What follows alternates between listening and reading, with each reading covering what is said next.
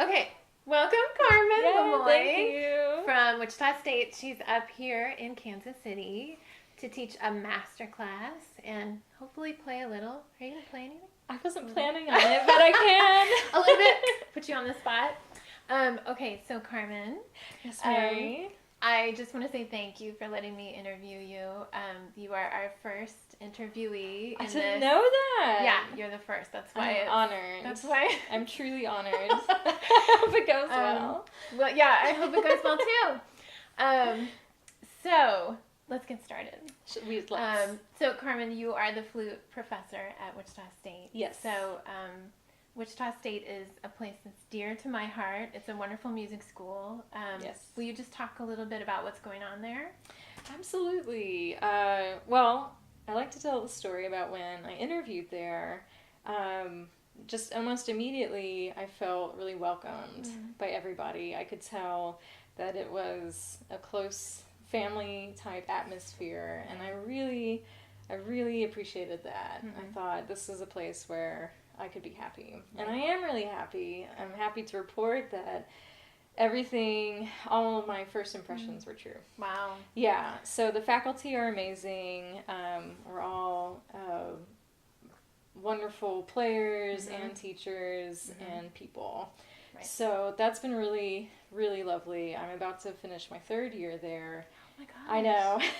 Wow. And so a lot's happened in the past 3 years. This year we have a new music director, Dr. Alex Sternfeld-Dunn, and he's about our age, I would say. Okay. And so he's really on the cutting edge of the trends in music schools now. Right. So wanting to offer the students classes that will help them later on. Right. You know, once they graduate. Right, because this is the thing that I think about all the time now, because when I was in music school, it was basically just get really good at playing and do your best and work really hard, get good grades. But really, once I was out in the real world of music, there was a lot more business and absolutely all sorts of things that I had never really thought about while I was in music school. Yeah. So it's great to see there. Yeah, same for me. And I feel like even in my doctorate,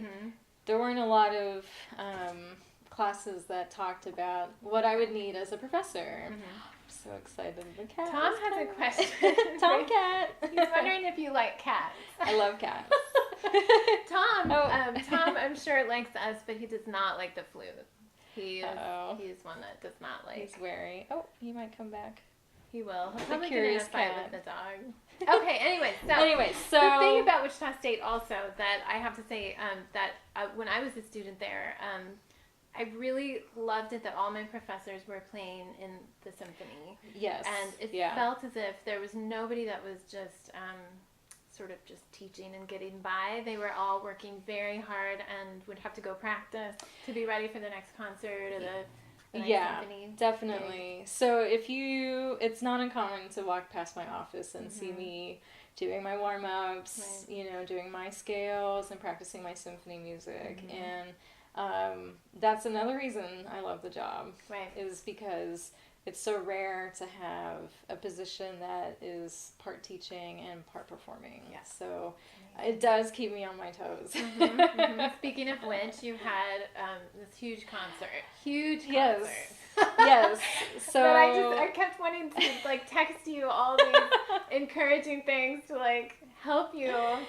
Not that you needed it. You got through just beautifully. Oh, well, yeah, I mean, it was an interesting concert where we invited a scientist who has made these videos for orchestras to play along with. Cool. And so he made a video about the moon, and the soundtrack was Daphnis and Chloe, right? Both suites. That's amazing. Both suites, and our maestro decided to pair the Daphnis suites with Bartók's Concerto for Orchestra. That's interesting. Yeah, and very heavy set. Yeah. Just a lot of playing on the spot and needing to be on and focused for the entire time. Amazing. And I did start practicing for this particular concert much more in advance than I normally would. Right. I mean, when I was auditioning for professional orchestras, it's often asked that you learn the entire deafness part. Right. So I had already practiced some of it, but I mean, that part is such a monster. Right. I mean, you really have to know it. Yeah. And then, I'm happy to report that I'm really pleased with how my big solo went both nights. Wonderful. Yeah. It was special. It really felt like, even though there was a video above my head, you know, and maybe people weren't even paying attention to me. Maybe that helped a little bit. Maybe it did, yeah. Take the pressure off. I sometimes what I do is I'll imagine myself as one of my former teachers, Tim Day, with San Francisco Symphony, who's just an amazing player and kind of no nonsense, and I will kind of be like, okay, I'm Tim Day now. Right. And I'm just gonna like take this solo by the balls, and I'm just gonna play it, you know, and in the meantime, like, I felt like I was able to take risks and really shape it in ways that I think I don't do when I'm in an audition situation. Right.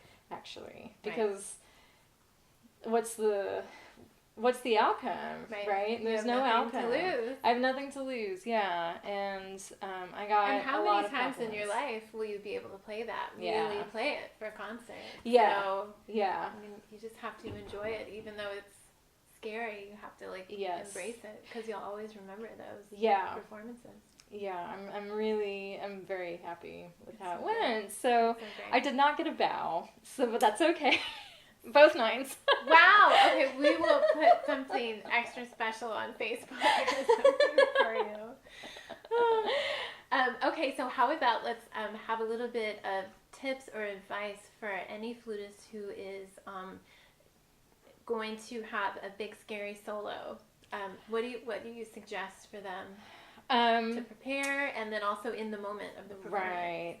Well, I mean, you can't get away without just doing the hard nitty-gritty practicing of, you know, the technique and everything.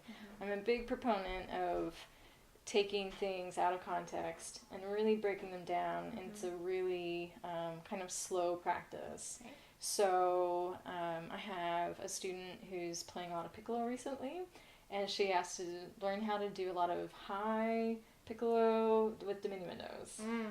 And she's just like, I just can't get it. I don't know what to do, you know? And so I had her play just the same notes, but very long. Right. And just diminuendo at your own pace, you know? Because in that situation, I think it's just muscle memory of these guys, you know? And lo and behold, she can do a diminuendo. And so that helps her feel more confident, you know? So it's slow practice. So sometimes in our busy lives, we kind of can't slow down in the moment, and that's hard, in which case you just come back to it later. I think performing a lot is really important, even if it's just for your phone and you're recording yourself. One thing I've been noticing in my students lately, that they're concerned about is performance anxiety in the moment. Yeah. And I am not free of anxiety either when I perform. It kind of rears its head at really strange moments. When you don't expect it. So that's always awesome. But what I try and work through with them is just the visualization of walking out on stage, if they know where they're going to be playing. Sometimes in an audition situation, you don't. Right. You don't know what it's going to be like. So we just do that in a few different scenarios. You visualize the sound of your shoes, maybe on the wooden floors. You know, the view of the audience, how you're feeling. Are you excited? Are you dreading it? You know, who's there? And then you get to the middle of the stage. What's it going to be like to bow, to smile? to open your music. I mean, really pretty detailed stuff. And how it's going to be able to tune and what you want those first notes to sound like. You know, so really walking through the process in your mind before it happens. I think it really helps. Yeah. I think it really helps. I do too. When I do it, I notice that my heart rate does go up. And then, so it's a little bit more realistic when I'm practicing. Right. You know, so when I've done it, it's worked out pretty well. Right. Yeah. Yeah, that's important because I think what I noticed when I was younger was I wouldn't have any of that going on in my mind while I was practicing, and then once I was performing, it would feel so unfamiliar to be nervous or to be like all of my senses were heightened, you know. And I've realized that now when I practice feeling, you know, I practice how am I going to feel, how am I going to, you know, everything. Yeah. So that it feels familiar when I'm out there performing. Right. And then I can just relax and play the music most right. of the time. Not always. Not always. But I think that's another thing. I think students think that at some point you don't get nervous or you don't. But I suppose maybe we get used to being nervous or used to the butterflies and stuff. Right. Yeah, I think for me personally, playing with Wichita Symphony, being in that seat has become more comfortable for me just by doing it over and over and over. I think some people don't get like that. They deal with it in different ways. Yeah. So you're right. Doing it a lot helps. Doing it a lot for me helps a lot. Right. Yeah. Yeah. Yeah. Well, and then like, how are you gonna handle? Let's say you're in performance and you have a mistake. How do you want to feel after it? How do you want to? What do you want to happen after that? Right. You know? Right. Because I think ultimately what we want is to feel good at the end of the piece. Right.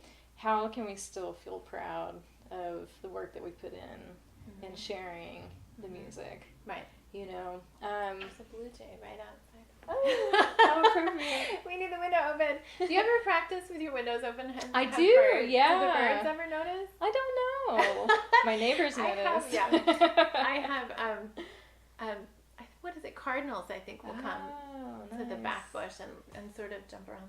Anyways, so let me think of other questions. I can edit some of them. Yeah, that's fine. Oh, I know. Well, this speaks large. What you were just saying about how you want to feel at the end of the piece makes me think also about why are we playing music in the first place? Yeah. And the whole process and having a bigger picture of what we're doing. And I'm curious, just sort of what do you feel? And I think this changes as we change and as we grow. But what do you think about being a musician and the role of music? I suppose even as a college professor, you have to consider this because you have to sell it to people. You have to say, no, you should have this as a career. Right. So how do you sell music, or how do you justify it? Yeah, I think I'm incredibly fortunate. I do acknowledge that that I have been lucky to have the job that I have. It did take me a while to get to this point. I got the DMA in 2010, and then it was 2016 when I got my first full-time gig. Yeah. So it took a while, and in between that time, a lot happened, and I did a lot of questioning about, well, is this really what I want? Right. And in fact, I think it's pretty easy in some ways to sell music as a career, as long as you keep in mind the joy, right? It's really, because there's a lot of great things about it. You can make your own schedule. You can charge your own price. Like if you're a private teacher, you can always teach. And that's a pretty decent way of making a living, I think, is private teaching.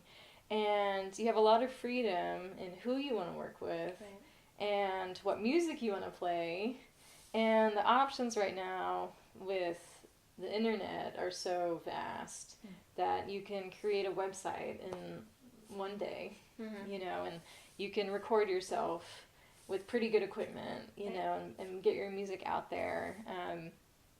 And it's really fascinating to see who kind of makes it as, let's say, an influencer, right? How they get there and that sort of thing. So there's a lot of great things, I think, in that sense. And then you're just creating. Yeah. Like, if you're a creative person and you love to create, you're creating music and beauty as a living. Right. And I think that's really honorable and important for the world to have that. You think about the world without artists, and you don't get movies, you don't get music, you don't get design. Right. You don't get furniture, right? You know, all of that goes away without artists. Right. So we're lurking in life beneath the surface, I guess, is one way to think about it. Yeah. Today I was talking to a dear friend of mine, Lamar Sims, who plays piano beautifully. And we were talking about the role of music just in our day-to-day life. And it struck me when I had my little girl, and my in-laws were there, and my parents were there, and we were all singing together. We were all singing Happy Birthday. Right. And I thought, this is so weird, because why are these people all together in one room singing? Like, we never sing, like, and Lamar read me this beautiful piece of music that really brings out and touches on the fact that music sort of marks our lives as we go, you know, like, it's so true. You have your happy birthdays or lullabies, and then, you know, it's sort of what we do to comfort ourselves. And I it's just interesting to think, and I think honorable is a really great word that you use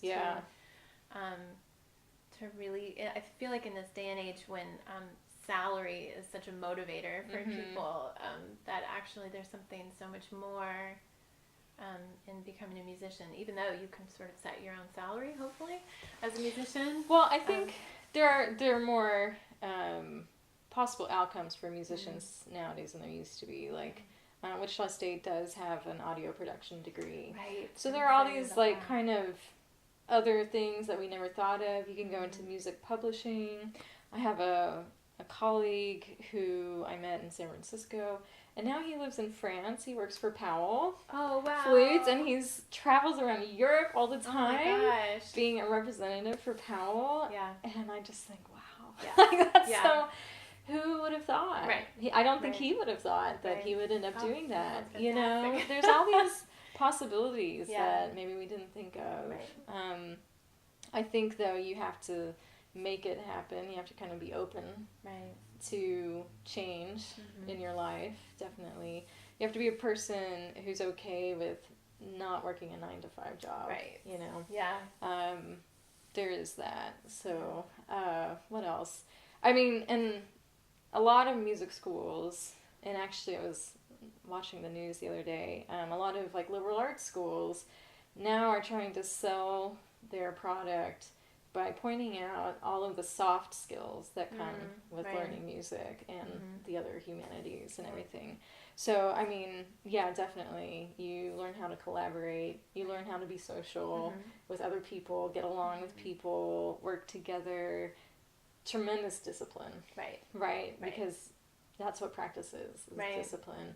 Attention to detail. I mean, creativity, thinking creatively, right? All of these things that maybe are not always stressed in some of the other fields. Yeah. You know, I was also a math major. I can do that. Yeah, I don't use it at all. Wow. But, so that was, the math major was satisfied like this other side of my brain, you know, where it felt like there was always a right answer, and part of me was drawn to that. Right. You know. Yeah, to sort of level out your creative side, the openness, the logical side. Yeah. Yeah. So. I don't want us to be late for you. Oh, you know what? What? Carmen, we might need to leave because you have a master class coming up. Okay, well, there's so much more to talk about. But I do want to say that, Carmen, you are, in just a little bit of time that I have known you, you have been such wonderful, supportive flute friend Well, to thank have. you so much, Mary. And, you too. Well, Yeah. We need each other to support each other, and Yeah. I just want to invite anyone who's interested to study with Carmen, or to look her up, because she's definitely worth knowing and learning from. So thank you, I'm glad Mary. you're here. So let's go to that master All class. right,